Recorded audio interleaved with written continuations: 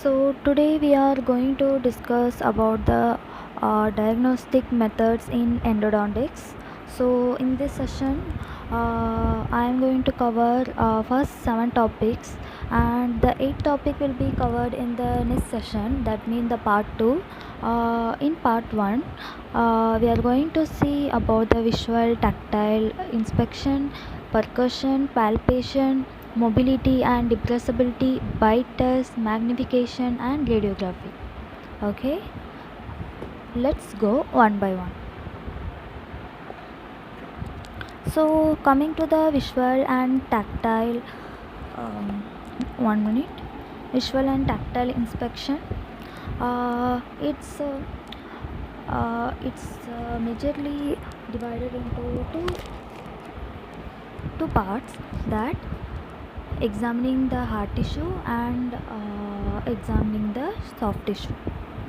While examining the hard tissue, we have to consider 3 C's, such as contour,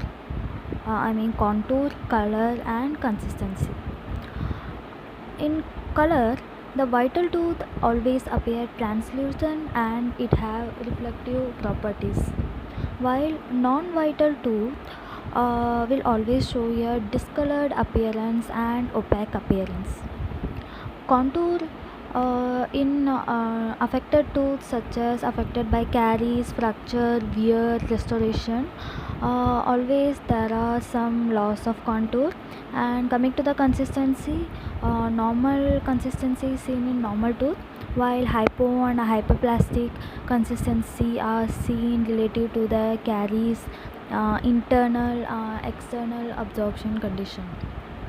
And then soft tissue examination, it always divided into 2 examination, such as one is periodontium and another is gingiva.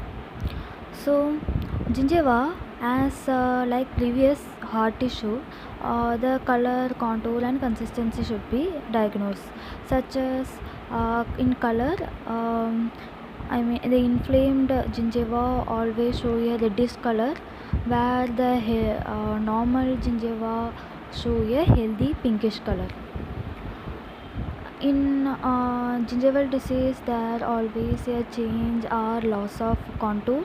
And coming to the consistency, inflamed gingiva show a soft, fluctuant and spongy consistency.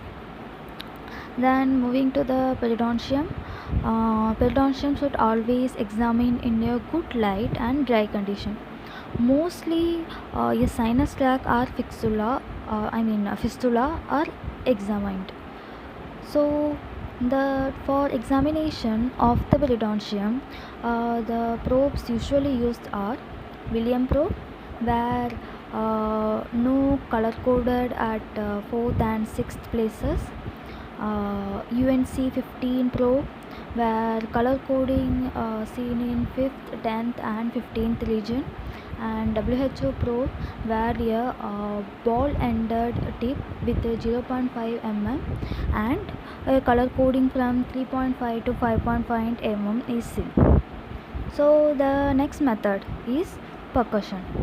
Percussion is usually is a method to evaluate the status of the periodontium. Not only the percussion, the upcoming such as palpation, mobility, depressibility, all are usually used to determine the evaluate the status of the periodontium. So while doing percussion, initially we should percuss with low density by using finger, and finally we should increase the density by using the handle of the instrument. When there is a positive response, the sensitive response, we should consider the presence of symptomatic apical periodontitis. If there is a positive response but the periodontium is not involved, then we should consider it as a periapical abscess that occurs due to the pulp necrosis. Always the percussion should not be done only, not the percussion done. It should always include other tests like palpation, mobility, and depressibility. So coming to the next method, palpation. So palpation should always done by fingertips by giving a light pressure to examine the consistency, which will usually determined by the pain response, as similar to the previous one, the percussion. So uh, in palpation, such as in that examination of palpation, while examining the posterior teeth, we should always palpate the submandibular lymph node, because whenever there is infection in the posterior teeth, it always show a swelling or inflamed submandibular lymph node. So next test is mobility. It also shows the integrity of the surrounding attachment, as I before I told that these four tests are usually used to evaluate the status of periodontium. So mobility is also used to determine the integrity of the surrounding attachment. So it is done by finger, or also done by handle of the two instrument. When the mobility is higher, that means the movement is higher, the uh, it indicates very high poor status of the periodontium. The increase in mobility, the poor status of the periodontium always increases. So according to the a Miller index, the degree of mobility are classified into 3 degrees. First degree is always the mobility more than normal. Then second degree is seen as horizontal mobility about 1 mm, and third degree seen as horizontal mobility more than 1 mm, and it shows a poor, hopeless teeth. That means it should not be treated with the endo treatment, it should be extracted. So the in third degree condition, there should be also another test called depressibility test, which is takes by depressing the tooth in a vertical direction. So this is tool, we are depressing it and it move in this direction, so that is called a depressibility test. And second test is bite test.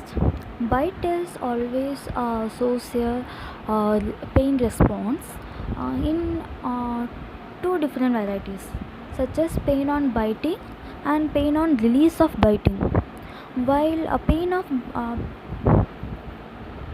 on biting always indicates the symptomatic apical periodontitis, while pain on release of biting indicate the cracked tooth or fractured tooth. So there are two devices which are normally used to undertake the bite test, such as tooth sloth and frac finder. These are the most commonly these are the most commonly used devices in bite test. Some can also use a backside of the tussle by surrounding a cotton and use it to bite. In some clinic it's also used, but according to the Grossman, these two devices are the standard one. So coming to the next method, magnification. Magnification is a current using in the current endo practice method. Initially loops are used, but their magnification are restricted. Then recently dental operating microscopes are currently using. So it's used to locate hidden canal obturated by calcification, and also used to detect the cracks and fracture. So next method is radiography. It is the last one, I think so. Yeah. The in radiography, under radiography, we have two methods. That is, one is IOPA and CBCT. So IOPA, we all as know as by IOPA we can get information such as number, course, shape, length, width of the root canal, and determine the presence of calcified material in the pulp chamber or root canal, resorption, bone destruction, obliteration of pulp, and thickening of the PDL. We can determine all this by the IOP. So one study is undertaken by Bender and Slugger, and they are later confirmed by the Squads and Foster that even there are it's a very popular method in the IOPA. There are certain drawbacks such as whenever there is a lesion in the trabeculae of the cortical bone, there should be minimum loss of 6.6% of the mineral content of the bone. I explained clearly. Whenever there is a lesion in the trabeculae of the cortical bone, if we want to see the lesion, there should necessary a loss of 6.6% of the mineral content of the bone. Even if it is less than 6.6, we cannot diagnose by the IOPA.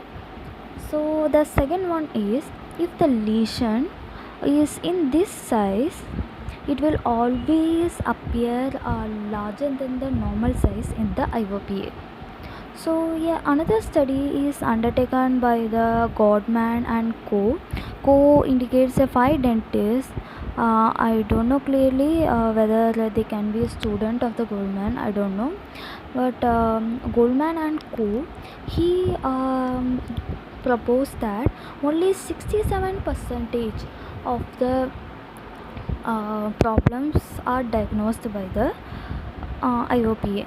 Other can't be diagnosed by the IOPA, and other can only diagnose with the conjunctional test. Normally we can't it's a basic, we cannot able to tell any problem with a single test. We should undertake a multiple test. That's only he is saying. And clinically that is very difficult to differentiate between abscess, granuloma and cyst, and it always need a histopathological evidence. And whatever the disadvantages are in the IOPA, it is considered as a paradox. So what is paradox? Paradox means not always it is correct, and it is a preferable diagnostic aid, but even though it has certain disadvantages, but it is contributing lot in the dentistry in as a diagnostic aid. That's what paradox means. And here next one is CBCT.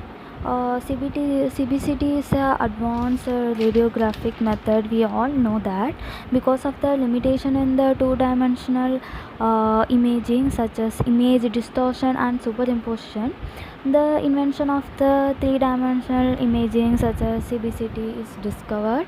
So in CBCT, the image is captured in 3D pixels, which is called as voxels, where the resolution ranging from 0.4 mm to 0.7 mm is seen. Okay, the next section, the part 2, will cover other methods. One sec. Yeah, these methods. The next session will cover this method, the part 8, assessment of pulp vitality, which include neural sensitivity tests and pulp vascularity tests. So hope you understand, guys. Thank you, guys. See you in the next part. Thank you.